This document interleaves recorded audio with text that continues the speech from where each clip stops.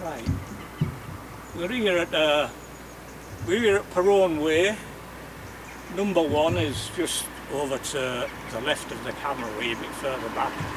And Shanklin Station, we're at the back, not Shanklin, sorry. Sandown Station is just well over here basically, just behind. That's number 1 Perone Way over there. This is Sandown Station just behind these edges and stuff. And they're talking about putting 5G mast just here on this verge basically.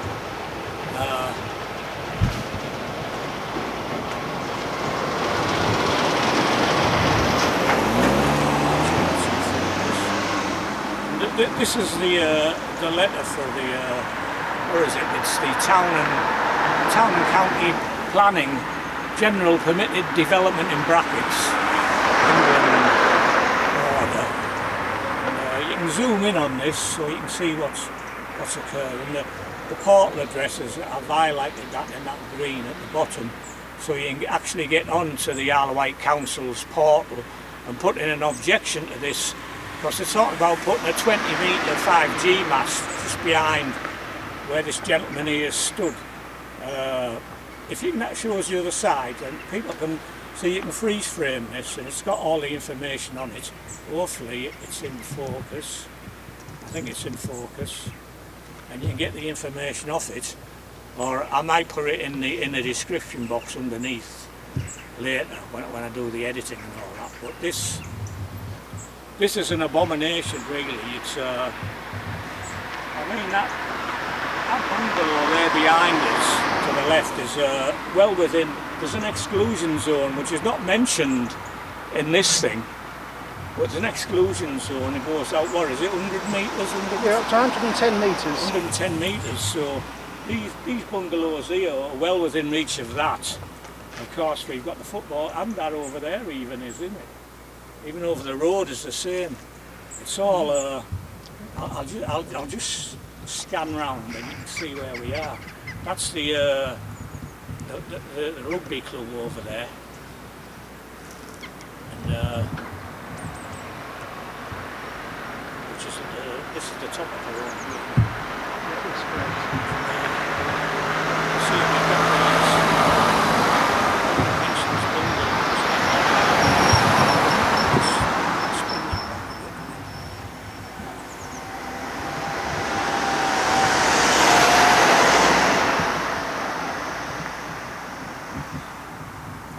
but it's actually besides the point in some ways, because these masts took out colossal amounts of electromagnetic radiation, that's EMR, which is in the signal fields all around them. That's the electromagnetic fields, and the EMFs. People, no matter where you are, you're going to be bathed in these EMFs, you know, and it's not good for your health at all, anybody's health, especially young people. And I don't think you'll see many small birds and bees around this area if they put this mast up. But like we say, the portal is on the letter, the address there. I don't think you can hear me because this is a directional mic.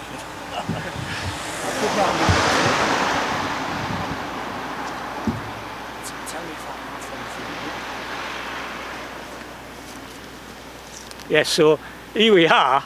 We're on the Isle of Wight here. This is Sandown Station over to my right, and we've got these old people's bungalows which I've just panned round on, and they're talking about putting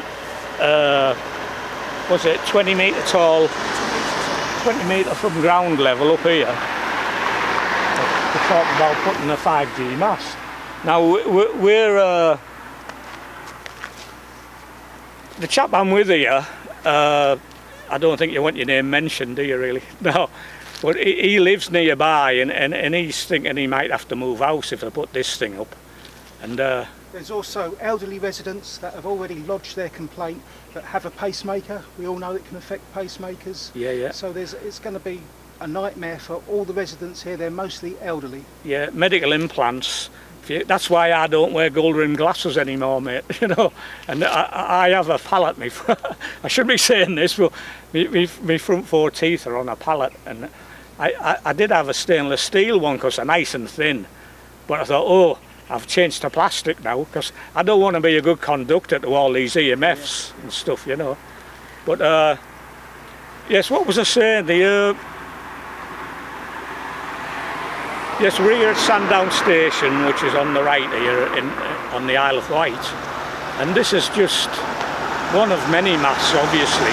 We've got them all around the place, but it's also, it doesn't only pertain to the Isle of Wight, it pertains to the whole country because of the permitted development now they're pushing for. That's the telecoms industry, so they don't even need planning permission, and they can stick these masts wherever they like. Luckily this one has been refused by the Isle of Wight Council, but they've put in a what's the word? Well, they're hoping the government will overrule it. They've put in an appeal, isn't it? They're putting an appeal. That's it. Sorry for getting me words. And this appeal, we've got time to lodge complaints and everything, and you know, say what we want to say on that council portal. But it's got to be by the 19th of this month, which is 2 weeks today, I think, isn't it? So yeah, if anybody out there can help, it would be well appreciated, because the less we have of these masts, the better. And I mean, we've got getting enough information and evidence now about the dangers of these things. We've even got a whistleblower who used to be with ICNIRP, which is a government body. I always forget the abbreviations, but it's to do with ionising radiation, and it's a government body, but I think there's only about 12 people on it. But there's a guy, I forget his name, I haven't done my homework again, but there's an American professor who was in ICNIRP for, it was at least 8 years, might be a bit longer. And now he's an expert on electrobiology, basically, because we're all biological beings and we have an electrical circuit of our own. And I'll just check the time. Yes, we're all electrobiological beings on this planet.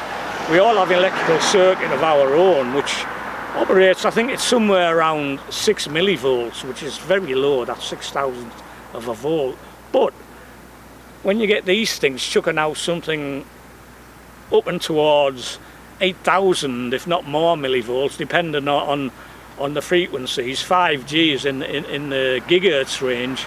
It's a very high frequency, and I mean, there's a tower on top of the Commodore Cinema in Rye, and just behind that there's a square in front of the court, and the EMFs there are up 8,000 plus, which is, I wouldn't want to sit in there. We've even got metal seats in there to sit on. It's unbelievable, you know. But yeah, I wouldn't advise it to anybody.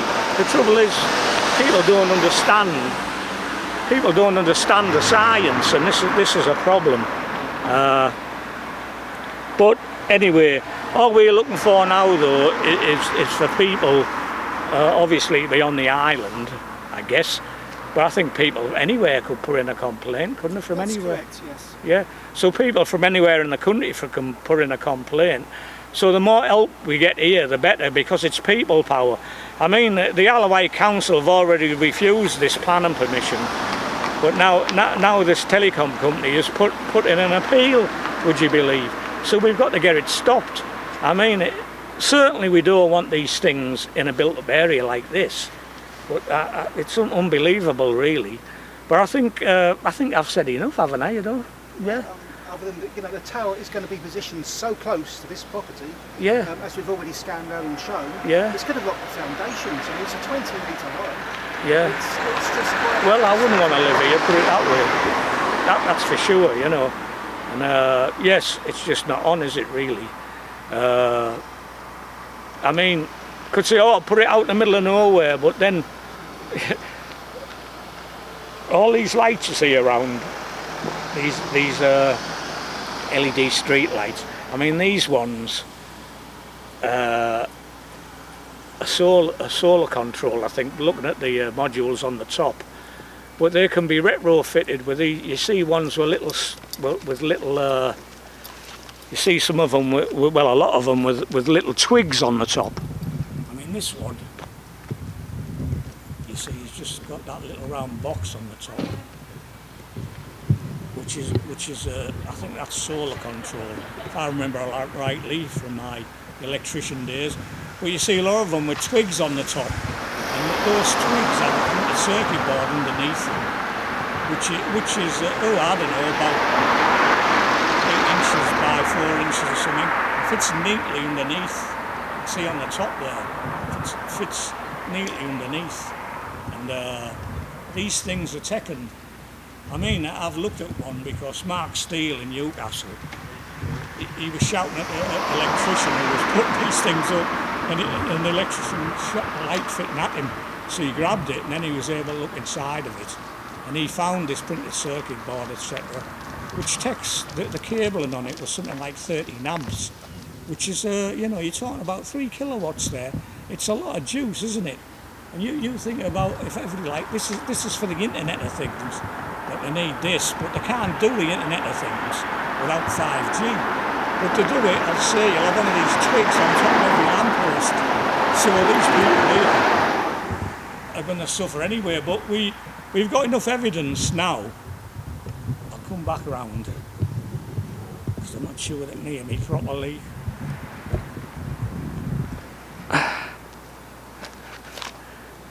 Yeah, we've got enough evidence now. I forgot what I was going to say now.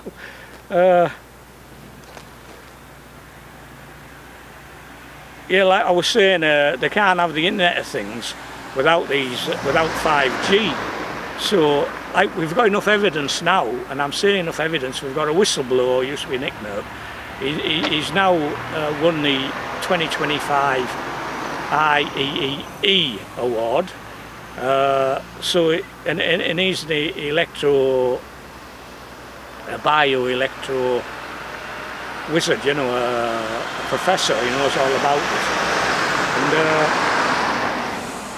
basically we've got enough evidence now that he's blew the whistle, saying that mobile phones, the safety regulations for them, if you imagine a column graph, you know, the safety level is down here somewhere, right down near the ground.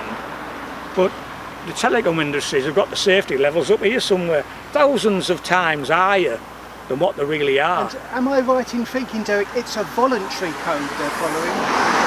It's a what, sorry? It's a voluntary code they're following, not a regulated code by the government. As I was reading on the internet, it's a voluntary. The power output of these 5G masts is a voluntary code.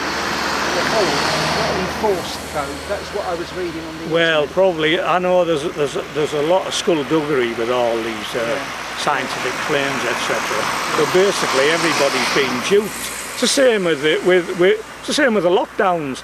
It was all about getting those death shots in your arm, and everybody was duped. Even top doctors have now admitted they were duped, and they actually had the injections and stuff, and now they're wondering, am I going to last? Yes. With all these, what they call the spike proteins. Well, under the Freedom of Information Act, I accessed the government website, and actually where you're allowed to ask questions, and I asked them what's in it, and they said, that doesn't count under the Freedom of Information Act, we're not going to tell you. Yeah, no informed consent.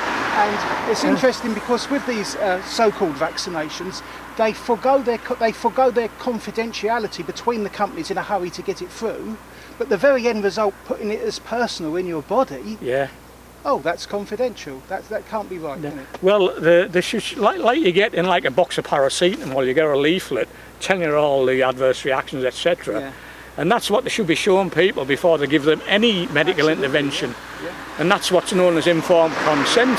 Now people, well, you've seen what happened. Millions went and had these medical interventions, you know, without informed consent. And now a lot of them, obviously, are very regret it, you know. But anyway, I'm going off on a tangent. We're talking about 5G here, aren't we? Yeah. But also with the 5G, of course, we had white fibre, and we were sold white fibre, so the cable, so we don't have to have these monstrosities. That's right, yeah. I know they use the backhaul from the fibre to the 5G thing, like, but that gets a bit complicated. But yeah, white fibre. I mean, I use the ordinary telecom copper wired landline for my internet, the Ethernet. I don't want fibre, but they're even talking about taking all the landlines out now, and everybody going digital, which is a nightmare, especially for older people, you know, who don't know anything about digitisation, etc. And they've got special phones connected to the telecom network, the copper wired, and that's what I use. So if they take that out, it's either pay for the fibre, which, you know, or do without it completely, and I might just do that, you know. Because the trouble is, it's going back to early days. The kids of today are born into this. I mean, it started being introduced in the late 80s, didn't it? And since then, the generation's gone up from 1G, 2G, and now we're in the 5G, approaching 6G and maybe 7G next, you know. So the power consumption and the power output is gone right up. I mean, the power, the frequency of the ordinary electrical power in a domestic dwelling is 50 hertz, which is very low, isn't it, really? Absolutely. You're getting into gigahertz, which is billions of hertz, and that's what these towers are chucking out. And people, I mean, the industries are just flying blind because they've had none of their own proper assessments done and all that. It's all on an independent assessment. But like I say, now we've got enough evidence now. If we can get our act together and get people behind us, because you need a lot of money to take a government to court. But we've got enough evidence to get the whole lot, the 5G system, dismantled, the infrastructure, and stop it going any further, at least a moratorium, and until they can present us with proof that it's safe. Because they've got no proof that it's safe. They're flying blind. It's people like me. I'm just a little, you know, a little nothing, a little dot in the universe. But there's a lot of people like me, and it's down to us basically to protect these children who know nothing about it, who are locked in the screens all day at school and then at home, you know. So they don't know anything about what's really going on. They're born into this and they haven't got a clue what it's doing to them. I mean, Mark Steele used a euphemism: the smaller the bird, the faster it cooks in a microwave oven. And that's what we are, innit? Your giant microwave ovens.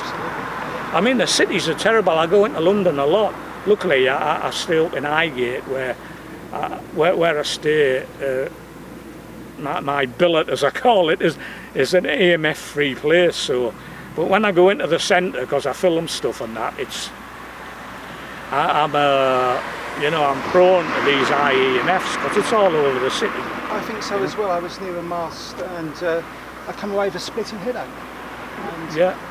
Well, I'm an electrician, retired. I had to retire in 2019 because I had a stroke.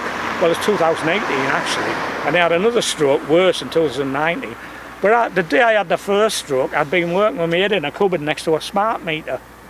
And earlier that week, a similar thing in another house. And then I used to go out and I used to live stream with my phone. That chucks out 3,500 millivolts, you know, which is way over. So you're turning your car into a microwave oven, you know. You've got Wi-Fi and public transport. I'm with you on all this EMF because here in Sandown, again, I saw it on the internet, and sometimes it takes an actual experience for it to ring home. And just walking in my local neighbourhood in Sandown, they have a smart meter outside, and all the weeds going up to the smart meter are green, by the smart meter completely brown. In other words, completely dead. Yeah, well, yeah, we've seen this proven over the years, haven't we? I mean, radar does a similar thing, and that, you know, it's all radio waves kind of thing. But we're getting around the spectrum into the microwaves. There's a grey area between, and that's what they've played upon, you know. But I mean, 20 years ago, the scientists were saying there's a grey area in between before you get into the heavy stuff like gamma rays, etc. you know. But down on the microwave scale, as you're coming around that spectrum, that light spectrum, there's a grey area, and they've been saying for 20 years ago, they're saying this needs more examination.